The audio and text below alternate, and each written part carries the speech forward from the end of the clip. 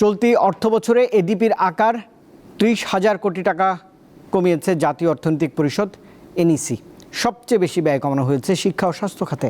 সোমবার এনইসির বৈঠকের পর পরিকল্পনা উপদেষ্টা ডক্টর ওয়াহিদুদ্দিন মাহমুদ জানিয়েছেন, রাজনৈতিক অস্থিরতায় এডিপির আকার ছোট করা হয়েছে। এক অর্থবছরে সরকারের বিভিন্ন উন্নয়ন প্রকল্পের পরিকল্পনা এবং বরাদ্দের খতিয়ান থাকে বার্ষিক উন্নয়ন কর্মসূচি বা এডিপিতে। এটি সরকারের বিনিয়োগের প্রধান মাধ্যম এবং জাতীয় বাজেটের একটি বড় অংশ নিয়ে গঠিত, যা অর্থনৈতিক প্রবৃদ্ধি ও সামাজিক উন্নয়নে গুরুত্বপূর্ণ ভূমিকা রাখে।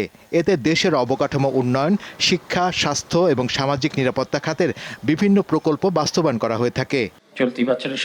চলতি অর্থ বছরের অর্ধেকেরও বেশি সময় পার করে এডিপির আকার পুনর্নির্ধারণ করল সরকার।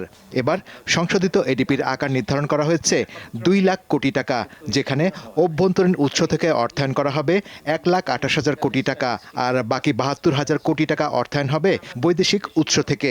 আমাদের বাস্তবায়ন হার কম ছিল বলে আমরা এই বছরের মূল এডিপি ধরেছিলাম ২,৩০,০০০ টাকা ধরেছিলাম।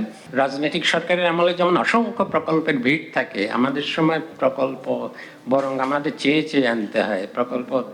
প্রকল্পের ঘাটতি দেখা দিয়েছে আমাদের এখন।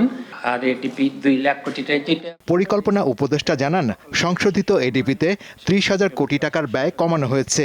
সবচেয়ে বেশি কমানো হয়েছে শিক্ষা ও স্বাস্থ্য খাতে, তবে ব্যয় বৃদ্ধি পেয়েছে স্থানীয় সরকারের প্রকল্পে। সংশোধিত এডিপিতে মোট প্রকল্প ধরা হয়েছে ১,৩৩০টি। এই ট্রানজিশন পিরিয়ডে একটু হোঁচট খাচ্ছে বলে এডিপির আকার ছোট হয়েছে। অন্যান্য অনেক অস্থিরতা আছে, রাজনৈতিক অস্থিরতা আছে, যে কারণেও ক্ষতি হচ্ছে। পরিকল্পনা উপদেষ্টা বলেন, অপ্রয়োজনীয় প্রকল্প ব্যয় কমানো হয়েছে। চলতি বছর এডিপি বাস্তবায়নে ধীরগতির কারণ অনেক প্রকল্পের পরিচালক না থাকা, নতুন পাবলিক প্রকিউরমেন্ট অ্যাক্ট বাস্তবায়ন, ৬ মাস অন্তর প্রকল্পের মূল্যায়ন এবং রাজনৈতিক অনিশ্চয়তা।